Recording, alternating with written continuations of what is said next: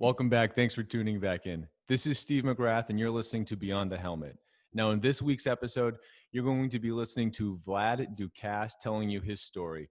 Now, Vlad is a 9-year vet in the NFL out of UMass Amherst. Of course, that's my alma mater, so I had to track Vlad down. But he went to high school in Connecticut after being an immigrant from Haiti. So he has a very unique perspective, particularly as it relates to Black Lives Matter and everything that's gone on the last few months. So we talk about that and ultimately how he was able to find success in the NFL, because it got off to a rocky start with how the media treated him in New York. But of course, he overcame that to have a great career. So now, without any further ado, here is Vlad's story in his own words.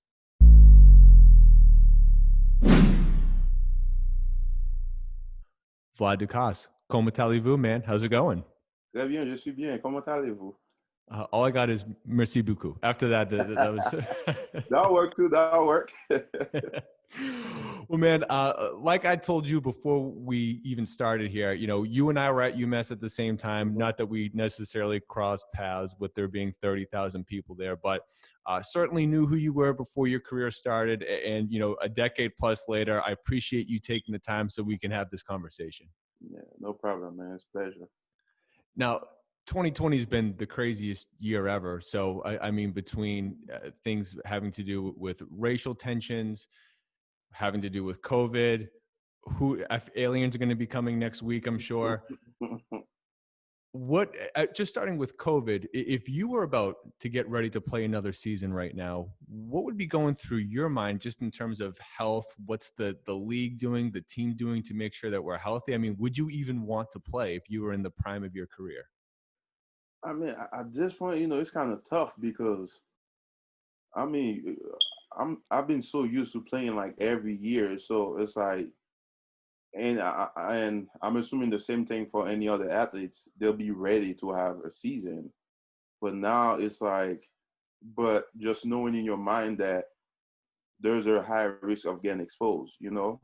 But with me, it's like I've talked to my wife about it. It's like my number one thing is like, okay, let's go. We have a season and I'm playing, and I get exposed and I have to come back home. I got a wife and 2 kids now, and now I'm exposing them. And you know what I'm saying? So, and it's like, it's a whole nother line. Then they get exposed. Then let's say we don't even know we got exposed. Then we have other family members coming around, they get exposed. So it's like, and that's the toughest thing about it. So I don't know. It's like what the league is actually working on, but I'm assuming the safest way is trying to contain this thing is it's crazy having all the players. It's like in a hotel and you don't even have any like contact with your family. Yeah. So it's like the NBA and the NHL having like hub cities and bubbles. Yeah, and it's like, I mean, can you do that? It's like, our people, usually I have my family around with me. So it's like, am I going to be able to go to something like that? So.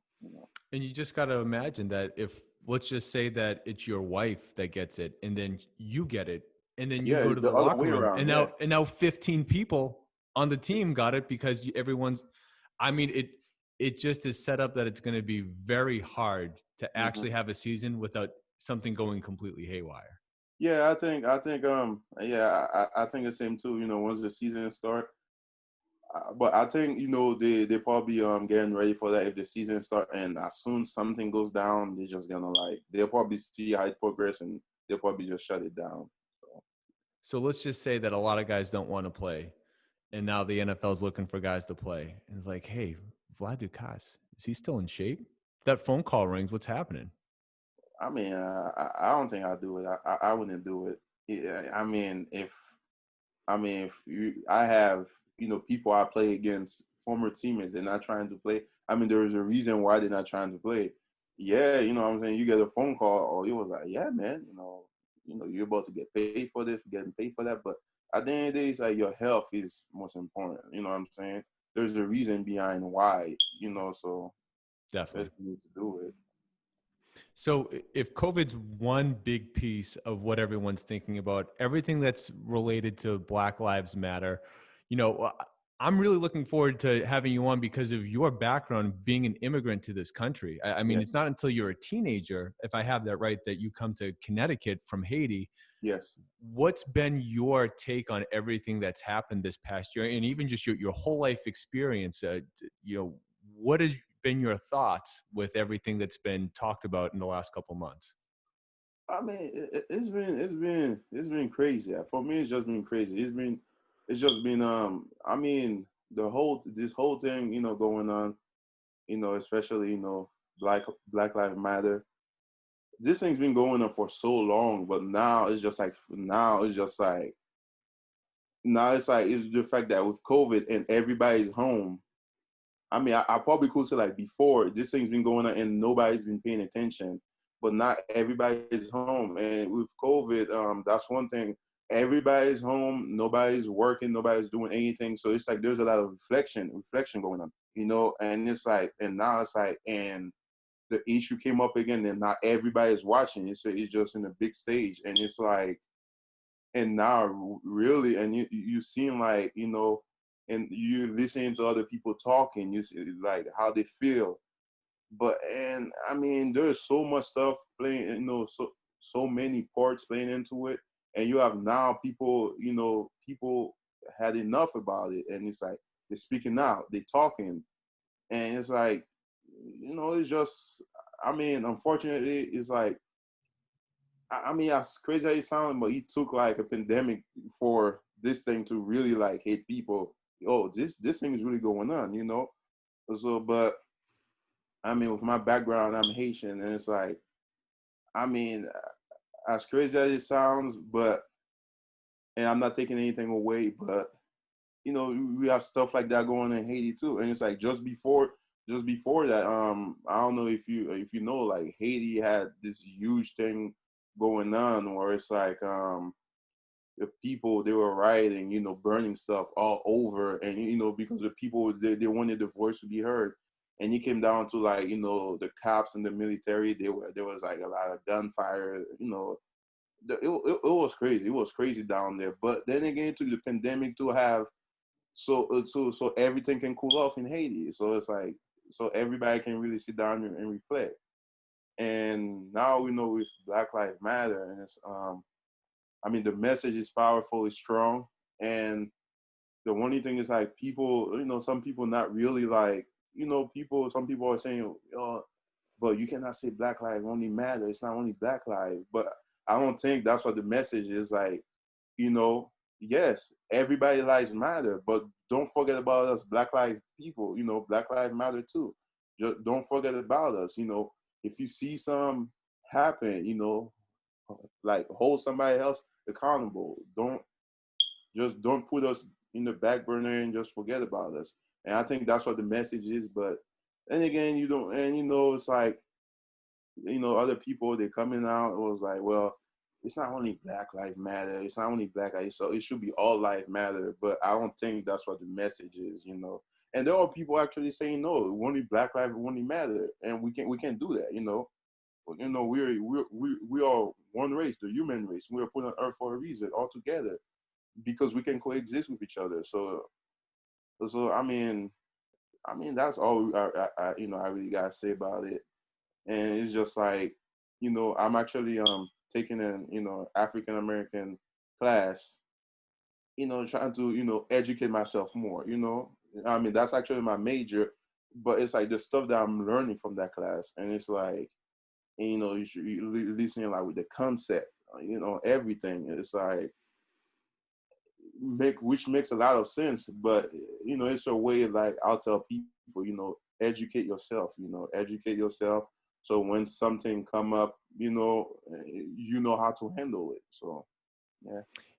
Yeah, absolutely. And there's so much there. I Mhm. think in, sort of what you had alluded to before we started here, if I can put my own spin on it, because you had said, everyone wants to vent, no one wants to listen. Yeah. You Mhm. have all these people coming from all these different perspectives, and Yeah. everyone wants to say how they feel, whether it's Yeah. right or wrong, good or Mhm. bad, but everyone projecting their voice. No one wants Exactly. to then necessarily listen to what's on the other side. It's Mhm. very instead of there being a good conversation, it just feels very divisive. Everyone saying, no, I'm right, this is how it is. Exactly. Yeah. I mean, definitely agree with what you said. I mean, if there is if there's a loud voices, it's like if I'm talking, you talking, he's talking, she's talking, everybody's talking, and it's like nothing get done. It's like but the issue's still there in the middle, so nothing is being done.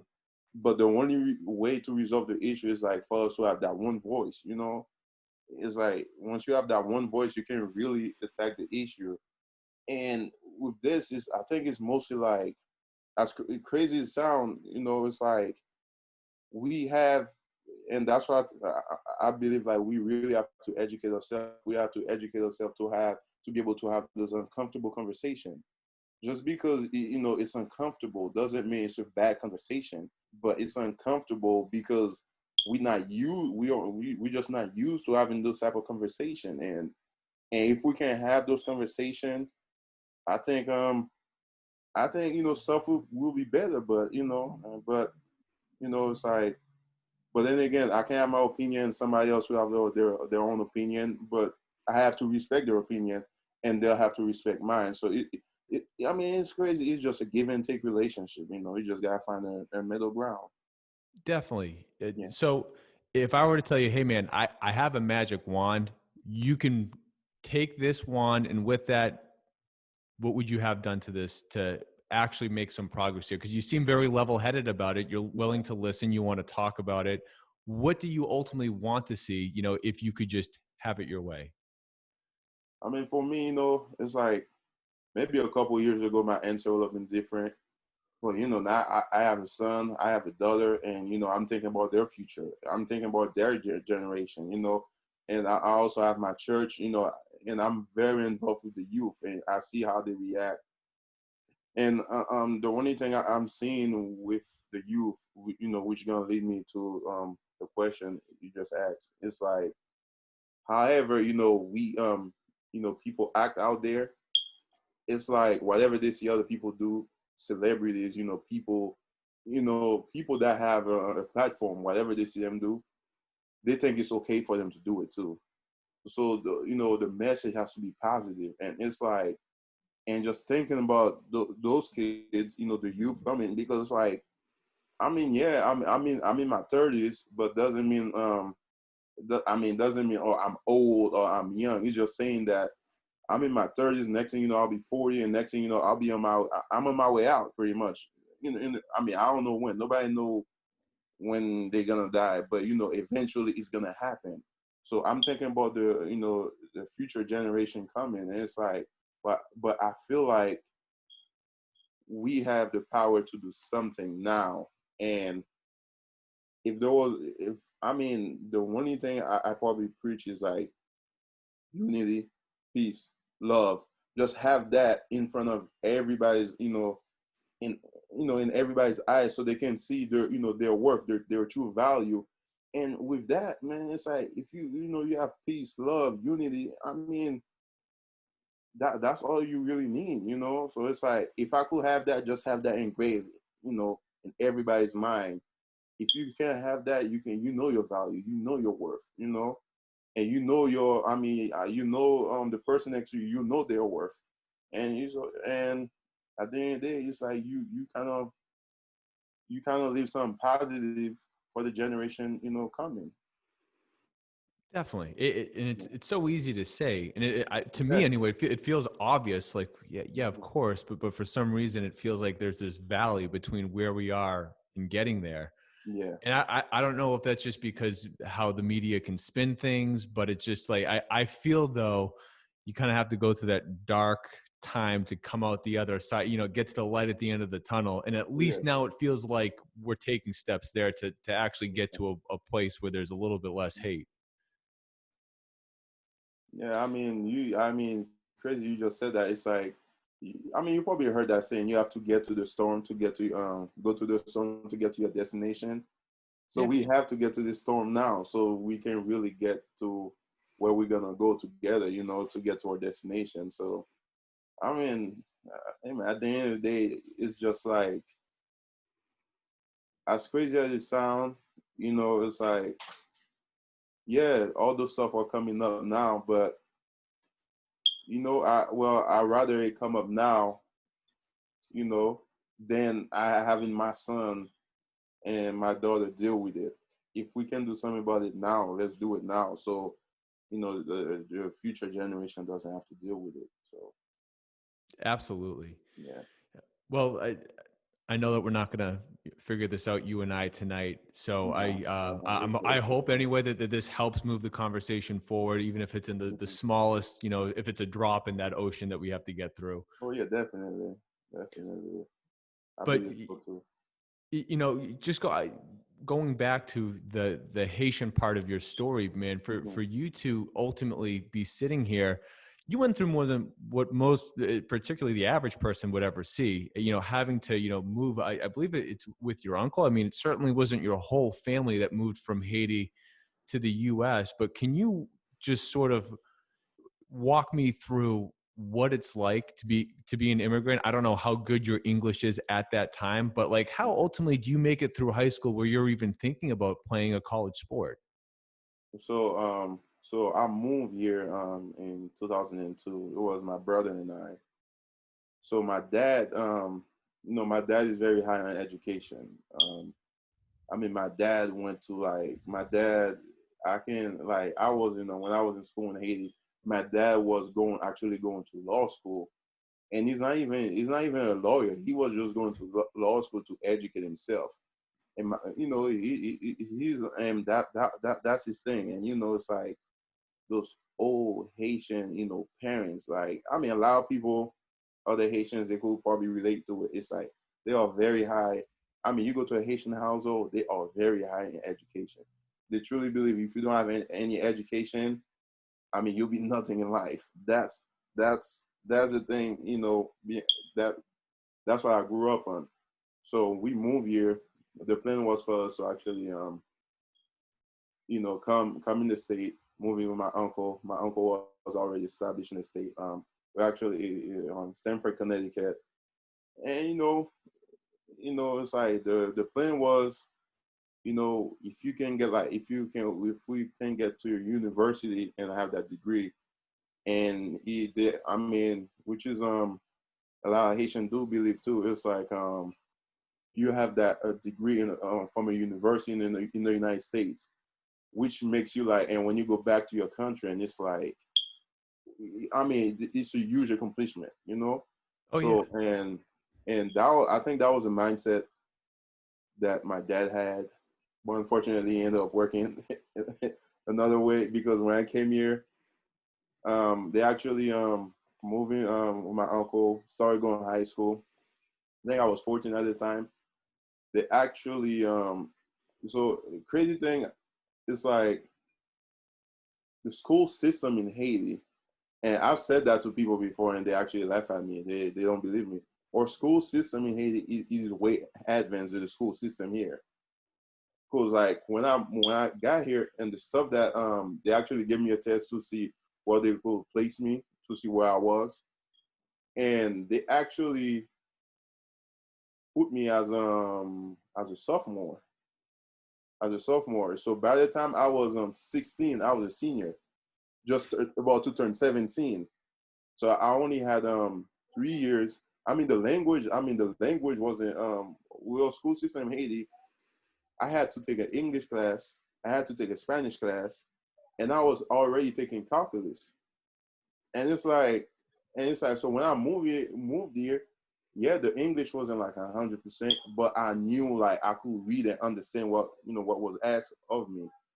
So when I did that, I actually I was a sophomore.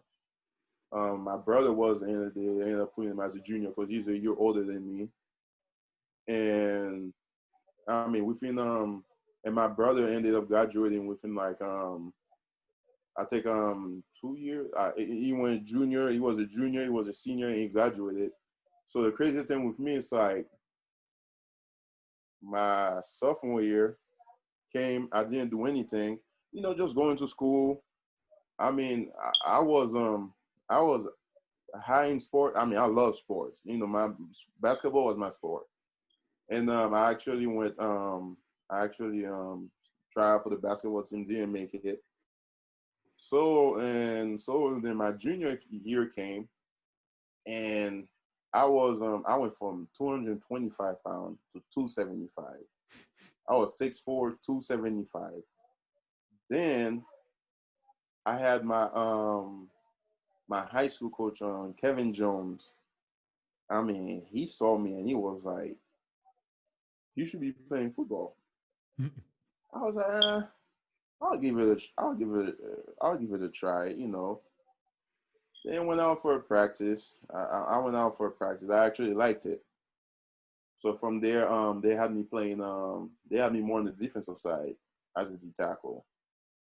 Then for my junior year, so things like my senior year came around, I jumped up to 330 pounds, and they had me O line and D line. And, you know that, and the, I was 16 and just turning 17, and coach, you know, Kevin Jones, he found out about it, and he started digging a little, you know, so going around talking to my teachers, digging a little deeper, you know, trying to find out what was like.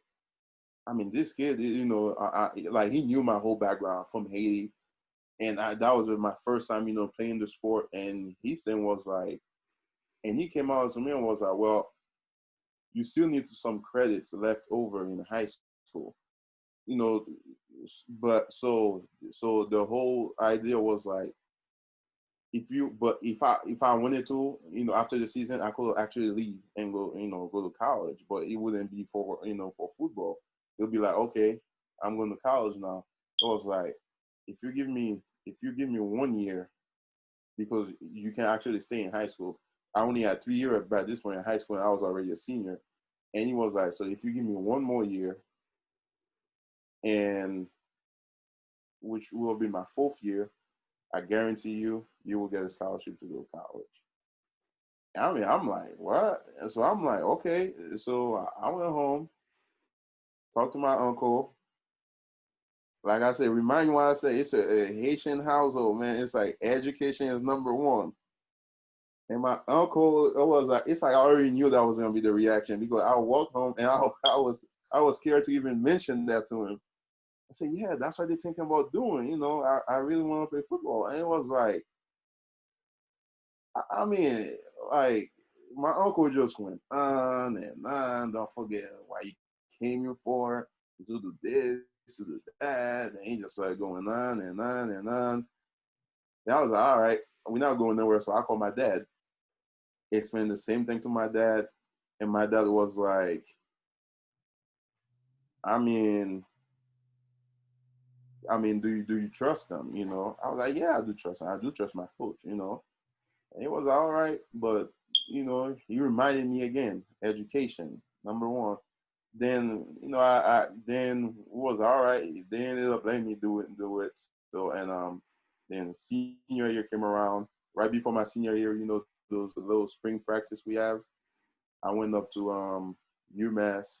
So the whole thing was just getting me exposed, you know, Right. those little college camps. You know, UConn had a camp, UMass had a camp. So Boston College had a camp, or a 3-day camp. There I met a lot of coaches.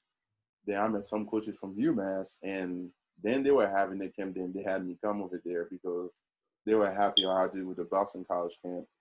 Then they put me some drills, and then the following day, and it was like, you know, it was the head coach at the time was Coach Don Brown, and it was like he called me the following day. Was like, I mean, you keep with everything, we're gonna offer you.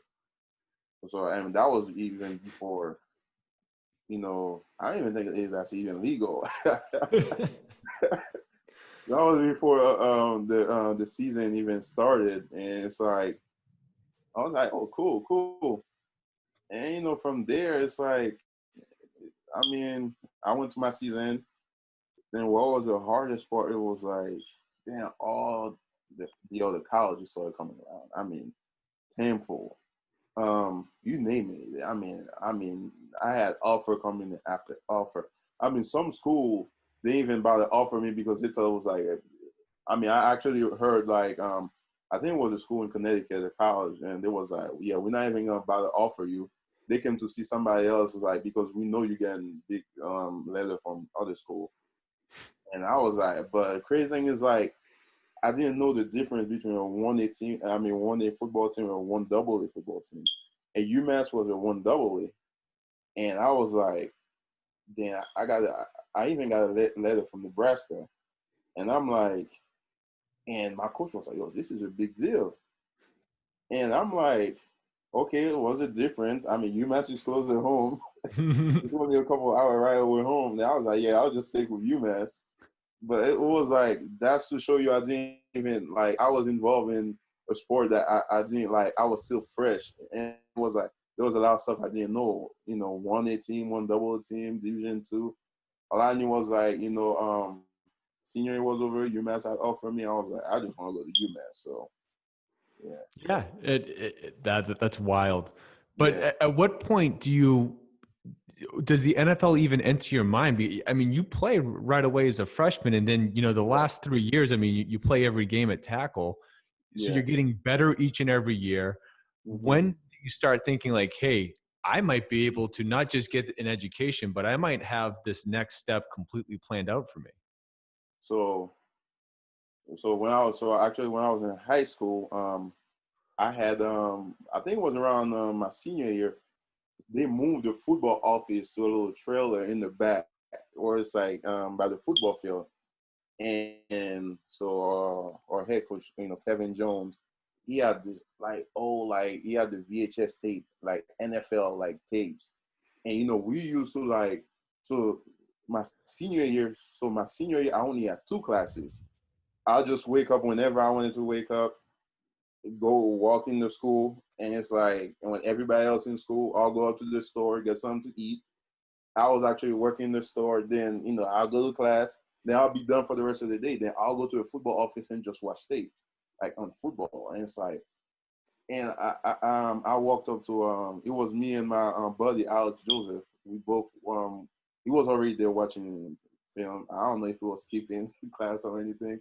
We tend to do that. So then we asked our head coach, was like, Coach, do you see us playing the NFL? And he looked at, like, literally, he paused for like a good minute and he just looked at us and was like, well, I mean, you guys got the talent. If you guys work hard, I think you guys can do it.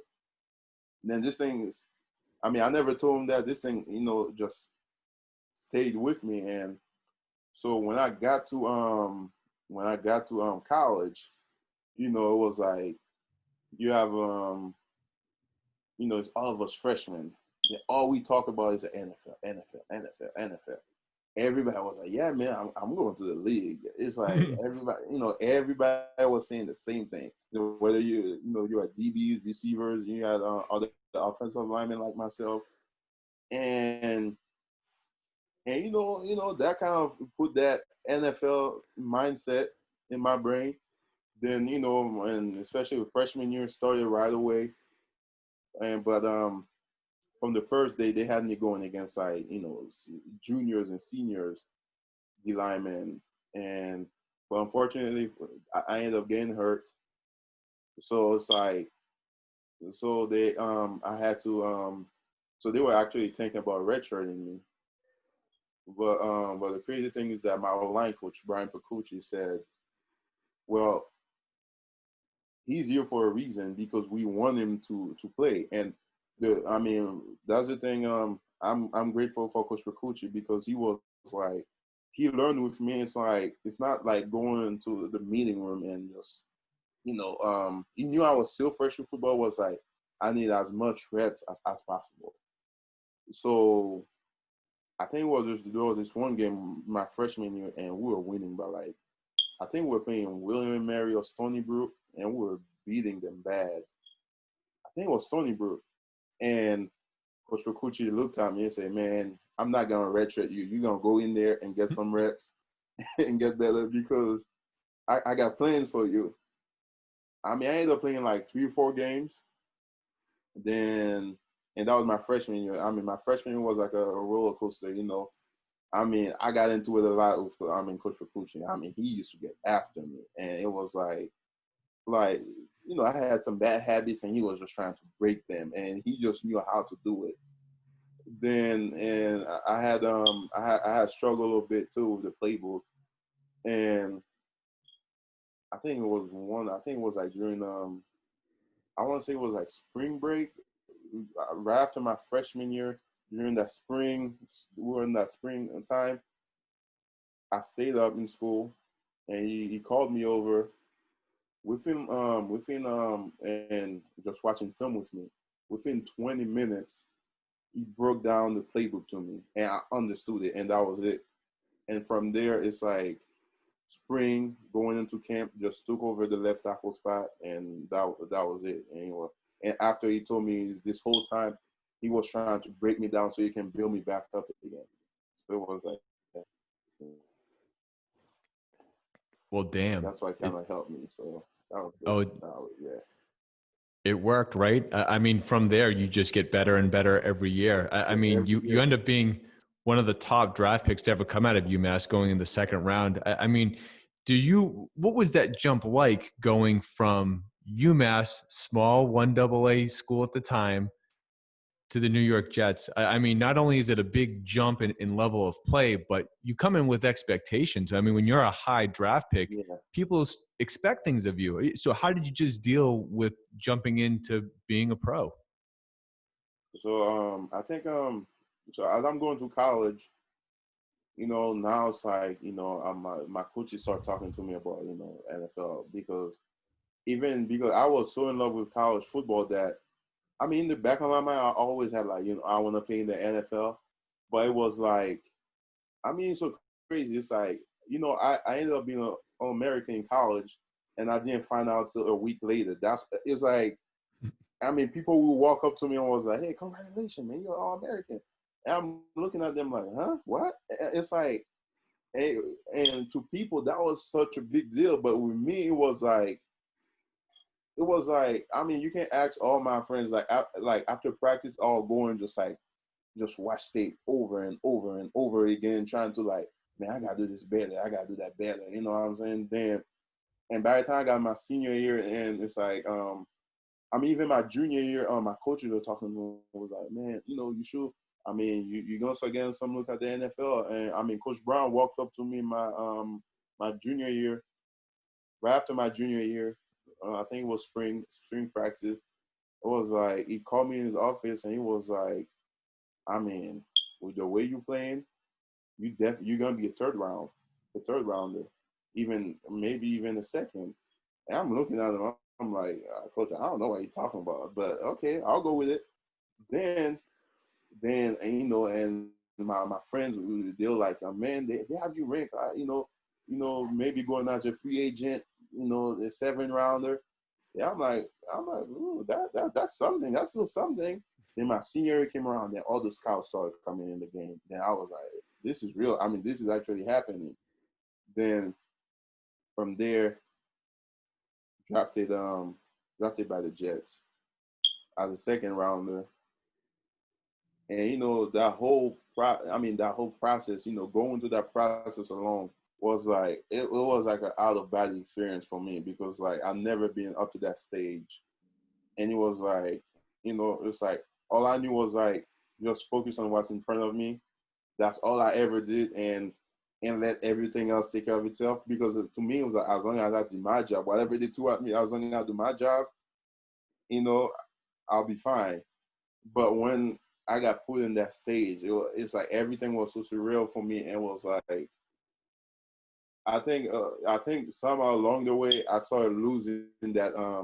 I started getting distracted, and that's when and the expectation when you're 2nd round is so high. I started believing the expectation instead of just like focusing on myself. And it's like, and I mean, I'm telling you, New York media is like, they are the worst. They will build you up, build you up, build you up. And when you're like that, this tall tree, I mean, they'll put that those machetes out and start chopping you down. New York media just, I mean, they made it seem like I was just like these terrible football players. And, they started questioning or is he smart? And that's this other type of stereotype that was out there. It's like, he's from Haiti. People were saying he's from Haiti. Haiti's not, they're not really fans, so he's gonna struggle with the playbook. I don't think he's smart enough. Yeah, he's very talented. He's an athlete, but I don't know if that's gonna relay on the football field. So I was dealing with all this stuff. I mean, I'm 21, fresh out of college, and I'm like, I'm reading all this stuff that people are saying, and all those stuff started getting to me. Everything just started getting to me, and it was like, at one point, I was like, you know what? I don't even care anymore. And I mean, that was to me, it was like trying to live up to the expectation that they had on me. But now I'm looking back, all I had to do was just focus on my job, focus on doing what got me there in the first place. So when you sign with Minnesota, are you just relieved that you get to go out and go someplace new and just sort of get a chance to like escape what you were in?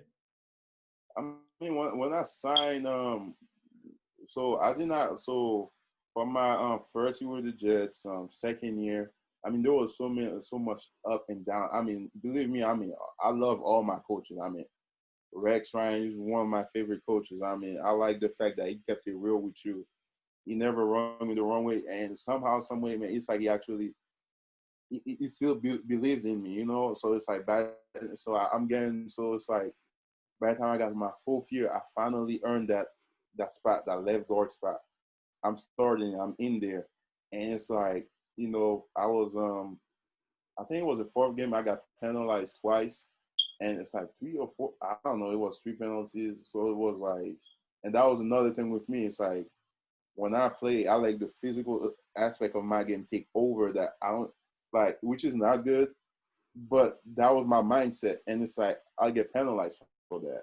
I was so aggressive, which, it could be is a positive, but in return, some of it turned out to be a negative because I was getting penalized a lot. So it was like, so they had to sit me down, and we ended up giving the younger guy, Brian Winter, that was they had drafted that year, to start. So after my fourth year, I mean, like my contract was over with the Jets, and then he came down to between Minnesota and Cincinnati, and I actually went with Minnesota at the time. I was very interested in Cincinnati, especially with the O-line coach at the time. But, they already had a starter, so I couldn't go to Cincinnati. I mean, he was hurt, and I knew he was coming back. And the guy's been balling there. So the best thing for me was to go to Minnesota. So when I got to Minnesota, it was like, all right, it was like a do-over for me. It was a do-over for me. And yeah, I actually and I think it was right around the time they had hired Mike Zimmer as a head coach, and I knew, like, prior to the draft, Minnesota had some interest in me. So when I got there was some familiar faces that I knew.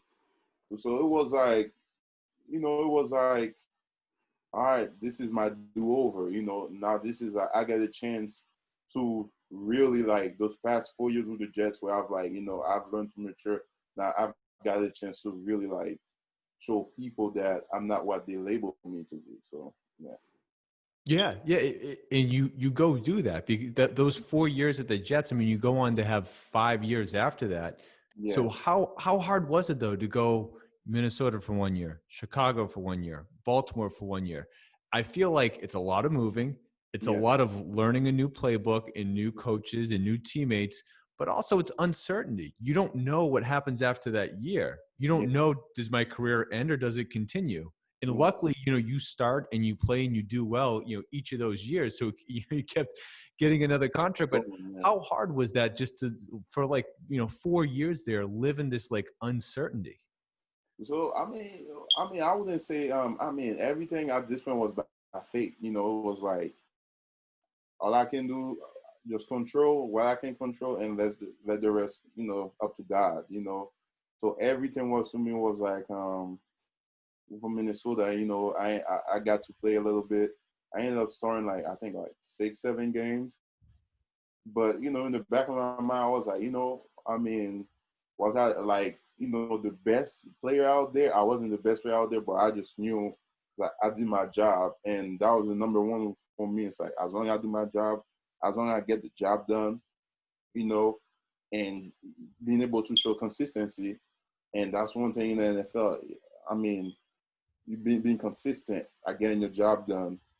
You know that that opened another door for you. So, and I mean, from Minnesota, right after I was done in Minnesota, and I didn't get a call till like a couple of weeks after free agency started from Chicago, and Chicago came, got the call, went there, and Chicago. That's when Chicago just hired Coach Fox, and we had and it was another the good thing is that when a new coach come in and it's like there is no, oh, that's my favorite player, he's my favorite player. It's like everybody's like a do-over. So got to Chicago, and it was that platform. You go out there, you put your best foot forward, which I did, and I ended up starting in Chicago. I ended up playing with on my teammate from the Jets, Matt Slussen, that was there. I ended up playing with Bushrod. That was another guy that was I think he went to Towson, so that's another guy. I've learned a lot from him. Just being resilient. And I had Kyle on next to me at right tackle. They actually are moving to right tackle, so I can be at right guard. So it was Chicago was a whole another experience. And with like crazy thing is that I mean, yeah, the when you get to like jump around from teams to teams to teams, the playbook is different, the style is different. But I mean, at the end of the day, it's like it's just same foundation. And if you can understand that, it's like by the time I got to Chicago, it's like, oh, okay, oh yeah, we did that in Minnesota. Okay, I understand that. I mean, the concept might be different, but the foundation is still the same. So, so it's like I got to learn from that. I got to learn from that. Then in Chicago, I think I ended up playing nearly the whole season. Sat out, they sat me down a couple games, but I mean that's another thing, man. When you're not winning, I mean it's just like that's just sending panic throughout the organization. And it's like, and I mean, they're looking, and it's like when they have to make some moves around, and I end up sitting down, and it's like I'm sitting down, and it's like, hey, man, the media. I know the media wasn't a good friend of mine, and they're just like, oh, see what we told you. Look at it. That's why we losing. But it's like I mean, I got to learn so much from that. It's like I've got to learn that. Well, they have to do their jobs too. They have to get paid. They got to put food on the table. So they have to do what they have to do. So I cannot be against them from that for that. Sure. But you know, that's why I was like Chicago was a whole experience for me, even from Minnesota, because Chicago was like even after I got benched, I was like, nah, it was like to me it's like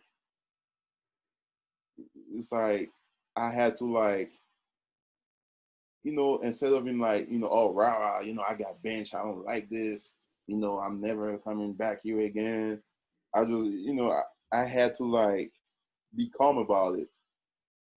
And it's like, which suck. I mean, when you get benched, you suck because you makes you feel like, the whole world is against you.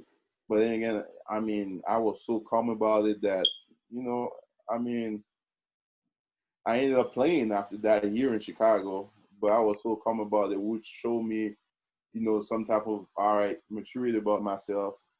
And it was I don't know, man. It was just one of those things where it's like Chicago. I mean, out of all my teams I ever played for, I mean, Chicago was I think that was year 6 for me. Chicago was what showed me that I'm actually I'm actually getting better.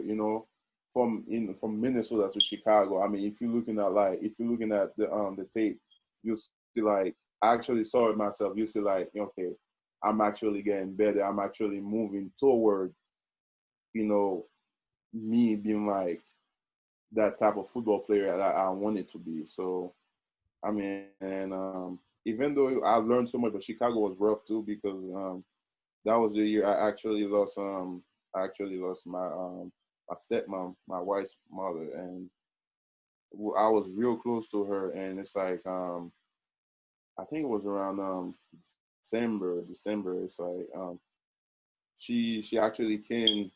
That was she. I mean, she been coming to my games ever since the Jets, and she came to watch me play in Chicago. And that was the last time. I think that was the last time I saw her. And the night before she ended up passing away, she had called my wife to tell her that she loved her. I was tired. I was tired, and I ended up going to sleep. And I ended up saying hi to her. And then the following day, I mean, when they found her in the bedroom, passed away. So it was like, and that happened while I was in Chicago, which was like, I mean, something like that. I mean, messed with me so much, and it's like, I'm in the middle of the season, toward the end of the season, then my wife had to leave with my son for the funeral. I was able to come home too for like 2 days, and I had to go back, and so my wife had to stay here to deal with all that stuff, and I'm over there by myself, and it's like, you know what I'm saying? It's like you want to talk about it, but it's like, and I think it was around the time I got benched. So I got benched, and this happened, and it's like, I mean, I want to talk, I want to vent, but it's like I didn't have that power in me just to talk, and it's like I kept everything inside myself, and that's when I had me being calm. I had to find that type of peace, to keep on moving, to keep moving on, and so when then they actually had me, was all right, you up again to play. I was able to, go out there, play, do what I had to do, and and move on from Chicago. So Yeah, I mean that's a wild sort of yeah, again, go through that storm so you can get out the other yeah. side. I mean, Oh, it makes you who you are today, and I'm sure that helps you have another few years of your NFL career before you oh yeah, retire. oh yeah, So, definitely, yeah. when you think about your career, though, are there? You already mentioned Bushrod and a couple guys in Chicago, but were there certain players or certain coaches that you really found help you take your game to that next level? Yeah. So I mentioned Max Wilson. That's another guy. I was with the Jets. I was actually competing against Lawson for the guard spot when I was with the Jets, and the crazy thing is that so when I got drafted, that's when the Jets ended up cutting Alan Faneca. And everybody was like, "Wow, he's just here to replace Alan Faneca." So it's like, then I'm like, then in my head, I'm like, well, I'm not here to replace Alan Faneca. I'm here to play, to learn from Damian Woody and play right tackle. That's what I had in my mind, and I guess the way the media went with that narrative, and it's like, and it was like, well, okay, put in my guard.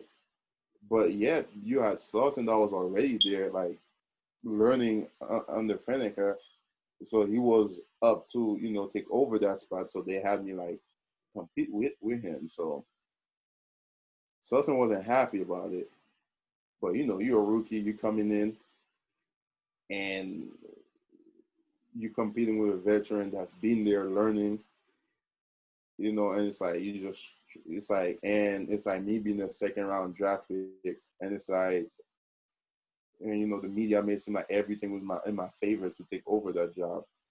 But that's why I learned to like respect Slauson. I mean, to this day, I mean, I hold him in high regard because he didn't even, listen to all that noise. He actually helped me. Like, Slauson was telling me, all right, helping with my technique, knowing that I was, he had to compete against me. He was helping with my technique and everything I had to learn, and it's like, and he did it for like the first year I got there, the second year, I even think the third year till he actually left. And it's like, I mean, I've learned so much, I've learned so much from watching Slauson play. And, Slauson was one guy. You had the Brickers of Ferguson, which was a left tackle. I mean, Brick was like, I mean, Rick will go in practice and just rep it over and over and over again. I mean, his technique had to be on spot, like, and he trusted his technique. He trusted his hands. He knew where to let his hands go. All those guys. Then you had Brendan Moore was another guy. I mean, I don't know if you know the story beyond Brendan Moore. Brendan Moore wasn't even the offensive line. I think he was a defensive line, which made us switch to offensive line. And now he was a starting right guard with the Jets. And it's like every year, and it's like he was one of the linemen in the Jets like people slept on. And he finally got that Pro Bowl notch. I think by the time it was my third year with the Jets, and you had Damian Woody, that was another guy that started as a center with the Patriots. Now he was a right tackle. I mean, I saw Damian Woody play against how you a center moving to right tackle, and you're in your 30s, and you like going. I mean, I remember we were about to play Buffalo, and I think Damian Woody had some emergency that he had to tend to. And he was out for like the whole week, and he showed up game day in Buffalo. And I was supposed to start that game, and they weren't even sure he was gonna show up. I mean, he showed up. He didn't even show up on the bus with us. He showed up after we got the game day. He showed up, dressed, went out there, played, and we beat Buffalo. And we beat Buffalo. And it was like nothing. And that showed you like, I mean, those guys were on top of the games. And it's like, I mean, it's mind blowing. And you got Nick Mango in the center. I mean, Nick was like calm about everything. Nick was the guy with the brain power. And it's like I remember one game I was fortunate to play next to Nick where it's like Nick will tell me and we actually have to go practice over in practice. So whenever we'll play a team and it's like and then we have to go silent cadence and Nick will have to look in between his legs and all he needed for me to do was just tell me where the mic point is. If the mic point move, just tell me, and I'll tell like, all right. So he'll put his head down, and Sanchez will be going to the cadence. I mean, like tap, not going to the cadence, silent count. And like I said, the mic point move. So whoever was in the A gap, like let's say both linebackers mugged up and one dropped out, and I'm like, Nick, the guy on your right side in the right A gap, he dropped back, and Nick will be like with his head down, and be like, all right, we're switching the protection. All right, we're gonna slide to the left, and I mean, this thing was so mind blowing. We slide into the left, and I was like, and so for him, it's like he knew what to expect, and I mean, it was mind blowing. Nick will like go in the game where it's like, and Sanchez will go over his cadence, and you'll see Nick pop up his head, and he's looking was like, and he'll look at Sanchez and be like, all right, nah, we're gonna have to alert that blitz is coming this side. So it was great. So it's like all those guys, I was fortunate to play with them with the Jets. Then when I got to Minnesota, one guy that left an impact on me was Joe Berger. I mean, Joe Berger was like, I mean, I think he was in 12 years, 13 years with Minnesota. And he was just going out there every day, just destroying people. I mean, the guy was resilient. I mean, it's like every team I've been on, I've got to learn from some players but to me, it's like every team I've been on got me ready for the following teams. So Yeah. it's crazy. Yeah. That's awesome. Yeah.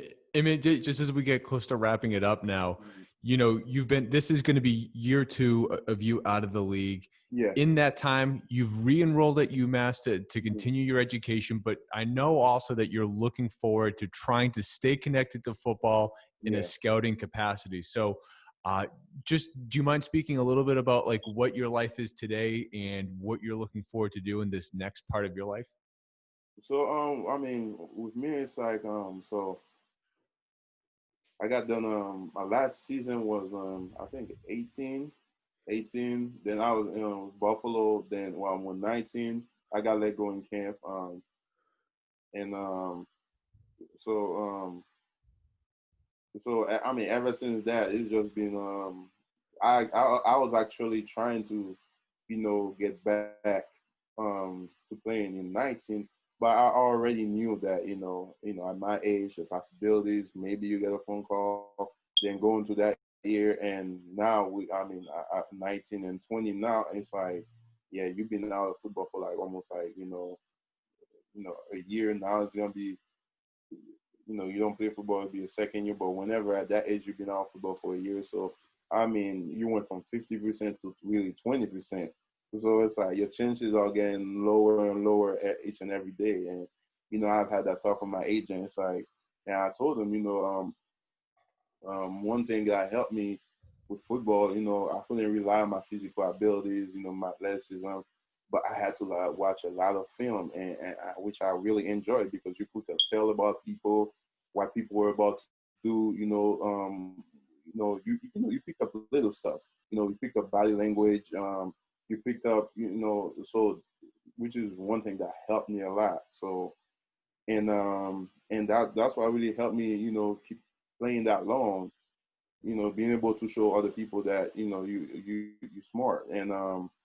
But and I've been home, the wife, the kids, and I've talked to my wife. I was like, I really enjoy watching film, and that's when the conversation about scouting came up, and was like, well, if that's something I enjoy doing, maybe you should get into that. And just like, and I know that's a whole nother world, scouting. It's not like watching film, because I used to get the scouting report and the stuff that those guys used to put together. It was like it was you get a little booklet of paper like this thick, and it's like I was like, well, I mean, I love football. I want to keep going in that line, and that's another way for me to like stay connected to football and keep on doing stuff that I love to do. So That's awesome, man. Because you are obviously maybe a little old as a football player, but for yeah. your life, man, of course, you're so young. The Oh fact that yeah. you already have a path, I mean, you have plenty of time to explore different options, find the school, decide to go, do I want high school? Do I want college? Do I want pros? Exactly. Like we said from the jump, your network now is so big from playing with all these different teams that Mhm. I mean, you're like 2 degrees of separation from anyone. Yeah, yeah, that's true. That's true. You made some good points there. I think it's like, yeah, in football, I mean, you get to meet so many people, and it's not like you just meeting people. It's like a whole network. You can say it's like, people say it's a huge family. It's like, relationship I was able to build to football. Conversation I had, and it's like, and conversation I keep having with people. It's like, I mean, to me, it's like, I mean, I'm not even done playing because I'm still having conversation with former teammates, talking to coaches, and like every other day. So it's like, I mean, it's so many positives out of it, and that's why I'm gonna keep going with that line. So Awesome. yeah, Well, as we wrap it up, I told you this from the jump. I have the gauntlet for you. A yeah. couple of quick hitter questions, man. So you got to tell me what's most important in winning. Is it having the number one offense or number one defense? Number one defense. All right, coming from an offensive guy, I like the Yeah, honesty. yeah. Did you have a pregame ritual that you stuck to? For me, I mean, man, pregame rituals. Not really. It's like, I mean, my pregame ritual was just sit around my guys, my linemen. and just talk about life. Right before a game, we just talk about life. So that was it for me. Fair enough. Now, Yeah. you've blocked so many different teams, right? Did you have Mhm. a favorite running back to block for? Oh man, that's a tough one. I mean, let me see. Um, I mean, if I had to choose like top three, I'll choose top three. I mean, McCoy was one. Terrence West, when I was at Baltimore, was another one. And I mean, that last one, I mean, Matt Forte was, oh, this guy is unreal. So, I mean, I have to do top five because I ended up to like for I mean, I mean, even though I was around Adrian Peterson, I didn't really get to play with him.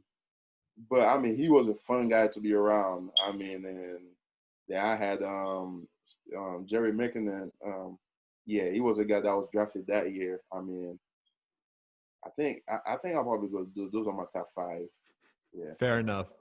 Now, what's most important? Is it the players or is it the scheme? I say it's the players. I mean, a scheme is none different. I mean, it's not important without the players. If your player's not buying into it, it's not gonna work. So it's the players. All right. Well, did you ever have one player or one coach that you just wish you would have had a chance to play with? Um, One player or one coach? Nah, not really, not really. I mean, if I had a player, nah, not really. I mean, it's crazy as it sounds. I think everybody I was supposed to play with, I ended up playing with them. So it's like, so I'm satisfied. So That's good.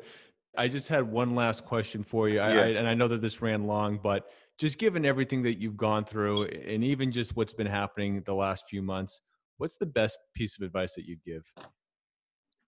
Oh man, that's a tough one. I mean, for me, it's I mean, well, based on everything that I've been through, I mean, it's like one thing I've learned to be is be more, to be very resilient.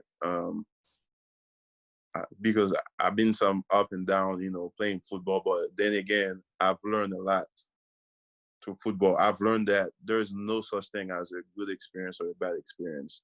I mean, the outcome of it, based on, I've learned that an experience is an experience, and you can use that as a, whatever, stuff you've been through, you use that outcome. You can, to you, it could be good or bad, but you use that, you have to take the positivity out of it. And to me, it's like I've learned to like everything, whether I've got bench, whether I've, people saying, I wasn't a good football player, whether people saying that, if you outside looking in, I mean, I played for 9 years. I mean, you know what I'm saying? So it's like, whether it's like, I'm not that lucky. And it's like, and I'm not saying I was the best out there, but I've just learned to do my job. But I had to learn to be resilient. I had to learn to, you know, I had to mature, like calm myself down and focus on what was in front of me. And I know it's like, but that one message, I could probably say, just trying to sum everything. It's like, you just have, no matter what's going on in the world, like just focus on yourself, focus on like getting, put the best of you out there. Don't listen to what other people are saying. Don't listen to what other people, don't listen to the noise, don't be a follower, be a leader.